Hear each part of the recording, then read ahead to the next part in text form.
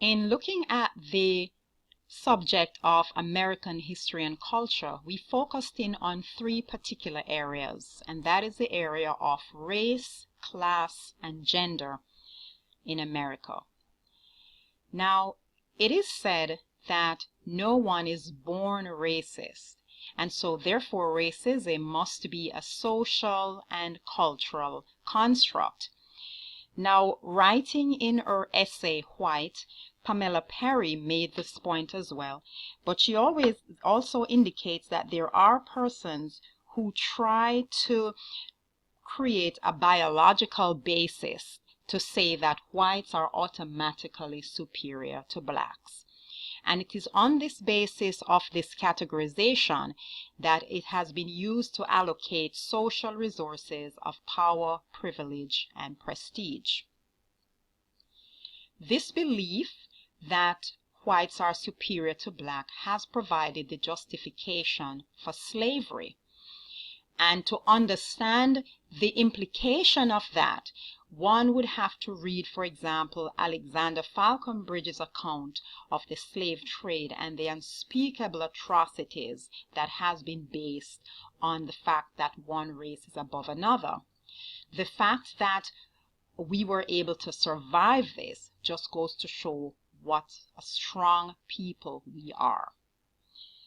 Another person who wrote about his experience of what the division in race caused is Mr. Frederick Douglass, who gave his personal account of what it was like to grow up and to live as a slave in America. His story tells of the human spirit, of the will to survive, and of the ingenious ways that are sometimes employed when survival is your only option.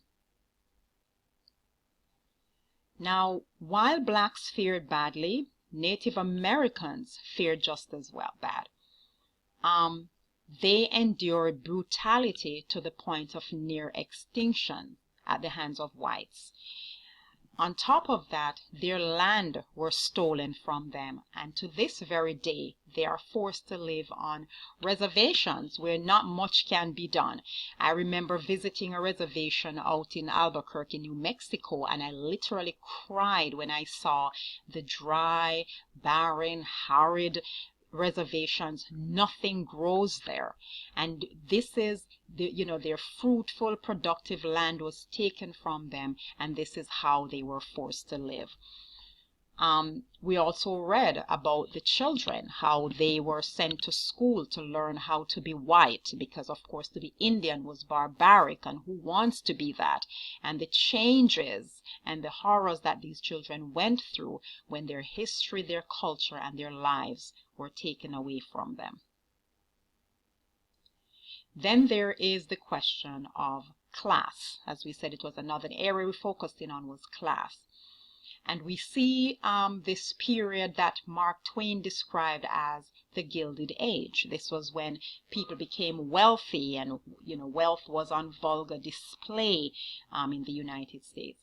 This image, for example, of the Vanderbilt Mansion that is in Rhode Island today is an example of these houses, these huge displays that were built to announce to the world that I'm rich and that I have arrived. Women also, the elaborate, intricate clothing that they wore, like this dinner dress shown here, this pair of finely crafted shoes, this urn, very expensive, it's said to be one of the most expensive urns ever made, was another display of wealth. And if you did not have this, you really had not arrived. Now, not everyone enjoyed this extravagant living that they were living at that time. We read about and saw images, for example, as the one showed here. This is a tenement that was at 97 Orchard Street in Manhattan.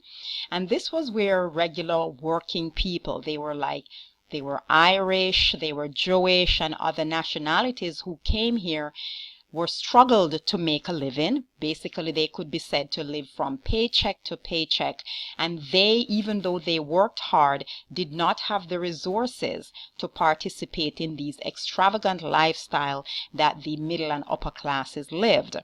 From this rose organizations like, unions, because people started advocating for better living conditions, better wages, and better ways to provide for their families.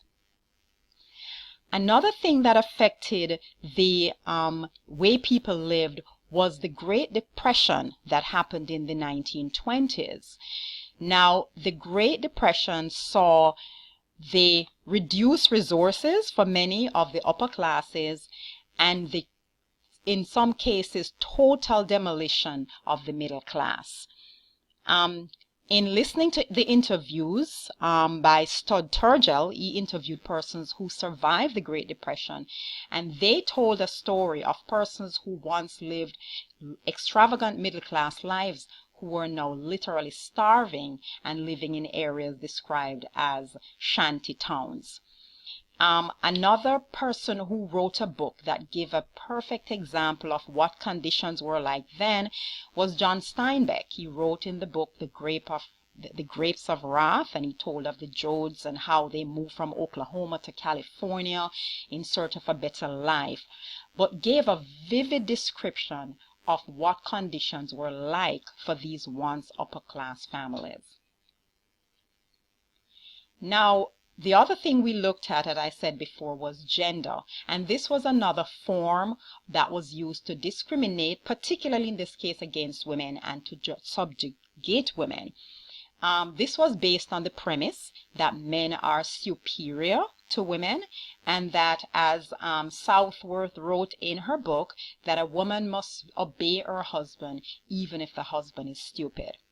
Now, these ideas were later spurned by women like Emma Goldman, who advocated for freedom of expression, sexual freedom, a woman's right to use birth control, equality and independence, radical education, union organization, and workers' rights. Interesting to note that there was a time in America not so long ago when a woman was not allowed to own property or to conduct business or do anything once she had a husband. She belonged to her husband, and only her husband could either do these things on her behalf or would give her permission to do these things. She did not have a life outside of what her husband allowed her to have. Now, we have a lot of persons, as we saw, and organization to thank for the successes that we have today. There have been improvement in the condition and the treatments of different racial groups. We have, for example, the civil rights movement to thank for that. People like Dr. Martin Luther King, Miss Rosa Parks, Mr. Malcolm X.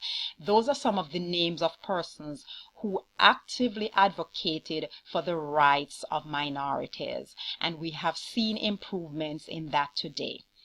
In terms of the women's movement, we have like the Women's Liberation Movement. These are organizations that advocated for women to be independent, a woman's right to vote, a woman's right to determine what happens to her body, and so on.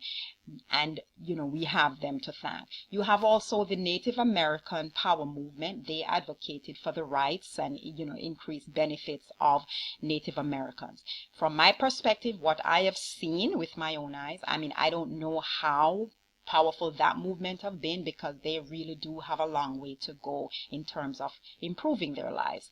And in latter years, we have the gay and lesbian liberation movement that have advocated for rights for people, to determine who they love and all of that.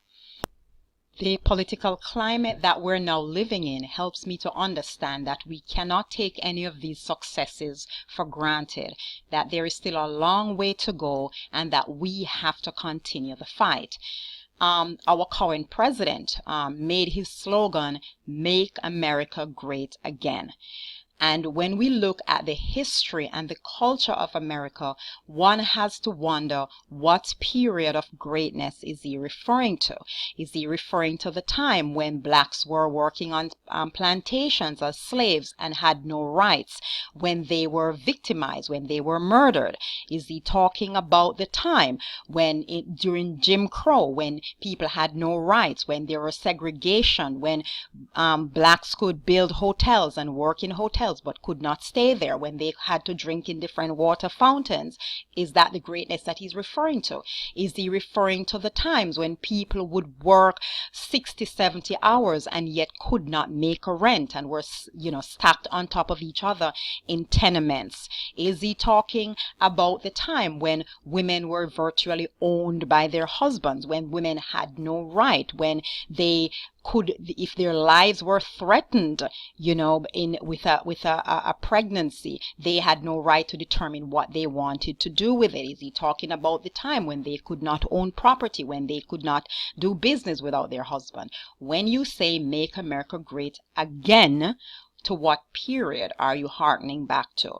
And so, realizing that we're living in very, very interesting time, I've come to appreciate, and speaking for myself, that I have to get involved and make sure that all the gains that my ancestors and all the people who have stood up and fought, so that there can be an equalizing of race, class, and gender in America, that all of their work has not been in vain.